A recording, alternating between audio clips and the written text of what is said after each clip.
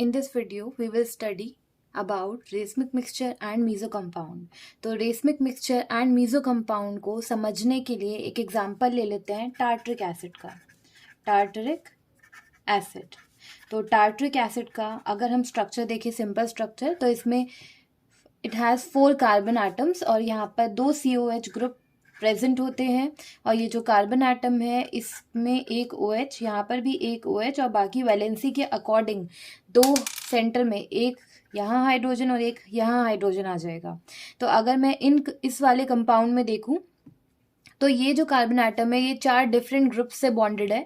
ये वाला carbon atom, इसको स्टार से मार्क कर देते हैं. एक COH ग्रुप है, एक हाइड्रोजन है OH, और ये पूरा ग्रुप है. और ये वाला कार्बन एटम भी 4 डिफरेंट ग्रुप से बॉन्डेड है, H, OH, ये ग्रुप एंड COH. तो इसको भी मार्क कर देते हैं. ये क्या है? Asymmetric carbon atom. तो जब हम टार्टरिक एसिड का स्ट्रक्चर ड्रॉ करेंगे तो उस एसिमेट्रिक कार्बन एटम को हम ऐसे शो कर सकते हैं. ये 2 कार्बन एटम हो गए एसिमेट्रिक कार्बन एटम. इस स्ट्रक्चर को हम कैसे ड्रॉ कर सकते हैं? और टॉप और बॉटम पर जो भी हम नंबरिंग करते हैं उसके अकॉर्डिंग ग्रुप्स को प्लेस करेंगे. फर्स्ट ग्रुप टॉप पर आ जाएगा, लास्ट जिसको हमने नंबर दिया है वो बॉटम पर आ जाएगा. और ये जो कार्बन एटम है, अब सेंटर की सेकंड एंड थर्ड रह गए हैं, इसमें एक H है, एक OH है. तो एक H, एक OH, एक OH और एक H. और इसी ग्रुप को हम ऐसे भी, इसी कंपाउंड को हम ऐसे भी ड्रॉ कर सकते थे कि ये 2 कार्बन एटम होते और हाइड्रोजन को एक साइड पर ले लेते, OH को दूसरी साइड पर प्लेस कर देते एंड COH. तो अभी इस कंपाउंड का अगर हम ऑप्टिकल आइसोमर ड्रॉ करें, ऑप्टिकल आइसोमेरिज्म की मैंने कुछ कंडीशंस बताई थी. Compound must have asymmetric carbon atom, जो कि सेटिस्फाई हो गई है. सेकंड कंडीशन थी mirror image should be non super imposable. तो मिरर इमेज ड्रॉ करके देख लेते हैं. मिरर इमेज कैसी होनी चाहिए? It should be non super imposable. मतलब एक मिरर इमेज को हम दूसरे के ऊपर प्लेस करेंगे तो वो उसके ऊपर ओवरलैप नहीं करेगी. तो मिरर इमेज बना दी. मिरर इमेज बनाने के लिए लेफ्ट साइड राइट पर और राइट साइड हम लेफ्ट पर ले जाएंगे. ये इसकी मिरर इमेज हो गई. तो इन दोनों कंपाउंड्स में जो ऑप्टिकल आइसोमर की 3 कंडीशंस होती थी वो सेटिस्फाई हो गई हैं. फर्स्ट कंडीशन क्या थी यहाँ पर? कि यहाँ पर mirror image non superimposable होनी चाहिए, कायरल कार्बन एटम होना चाहिए and there should be no plane of symmetry. हम इसे कैसे भी डिवाइड करें, ये इक्वली डिवाइड नहीं हो सकता. ऐसे डिवाइड करके देखेंगे, इक्वली डिवाइड नहीं हो पा रहा है यहाँ पर. तो ये जो 2 कंपाउंड्स हैं ये ऑप्टिकल आइसोमर हो गए क्योंकि ऑप्टिकल आइसोमर्स की कंडीशन सेटिस्फाई हो रही है. और एक आइसोमर को हम D आइसोमर बोलते हैं और दूसरे वाले को हम L आइसोमर बोलते हैं. किसी को भी कुछ भी बोल सकते हैं. D को हम पॉजिटिव आइसोमर भी बोलते हैं, L को हम नेगेटिव आइसोमर भी बोलते हैं. ये मैंने बताया था क्यों? क्योंकि एक लाइट होती है, ये लाइट है PPL, प्लेन पोलराइज्ड लाइट. एक ही डायरेक्शन में इसकी वाइब्रेशन है. और D आइसोमर अगर इस लाइट को इसके सॉल्यूशन के थ्रू पास करेंगे तो ये इसको क्लॉकवाइज रोटेट कर देगा और L आइसोमर इसको एंटी क्लॉकवाइज रोटेट कर देगा. तो रेसमिक मिक्सचर समझने के लिए यहीं पर मैं आपको बता देती हूँ रेसमिक मिक्सचर क्या होता है.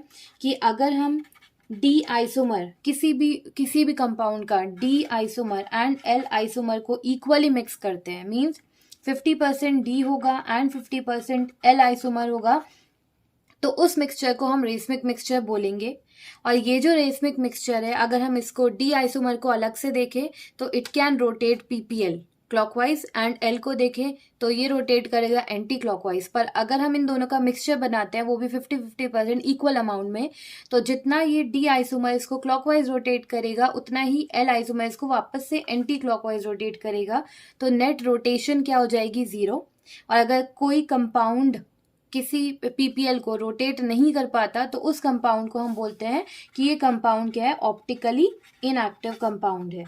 तो अभी D आइसोमर अलग से ऑप्टिकली एक्टिव था क्योंकि ये PPL को रोटेट कर सकता था. L आइसोमर भी ऑप्टिकली एक्टिव था because it can rotate PPL. पर इसका जो मिक्सचर है इक्वल अमाउंट में वो ऑप्टिकली इनएक्टिव है due to external compensation. External compensation का मतलब क्योंकि हम एक्सटर्नली 2 कंपाउंड्स को मिक्स कर रहे हैं तो इस केस में जो मिक्सचर बनेगा वो ऑप्टिकली इनएक्टिव हो जाएगा. तो ये था रेसमिक मिक्सचर. और मीजो कंपाउंड क्या है? तो इसी टार्टरिक एसिड को जब हमने इस तरीके से ड्रॉ किया तो अगर हम यहाँ पे देखें ऑप्टिकल आइसोमर नहीं बन सकता क्योंकि यहाँ पे कायरल कार्बन एटम तो प्रेजेंट है, पर यहाँ पर अगर हम देखें तो ये प्लेन ऑफ सिमेट्री आ गया है, इसमें इक्वली ऐसे डिवाइड हो पा रहा है, तो इसका ऑप्टिकल आइसोमर नहीं बनेगा, ये ऑप्टिकली एक्टिव नहीं होगा। और ये जो कंपाउंड है इसको हम बोलेंगे मीसोटार्ट्रिक एसिड। तो मीसोटार्ट्रिक एसिड एक फॉर्म होती है, एक उस कंपाउंड की फॉर्म है जो कि ऑप्टिकली इनएक्टिव है। This is optically inactive due to internal compensation, due to internal compensation.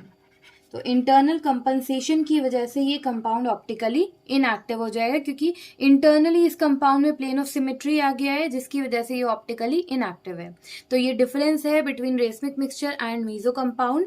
Racemic mixture क्या होता है, दो ऑप्टिकली एक्टिव कंपाउंड का एक ऑप्टिकली इनएक्टिव मिक्सचर होता है, ऑप्टिकली इनएक्टिव हो गया ड्यू टू एक्सटर्नल कंपनसेशन।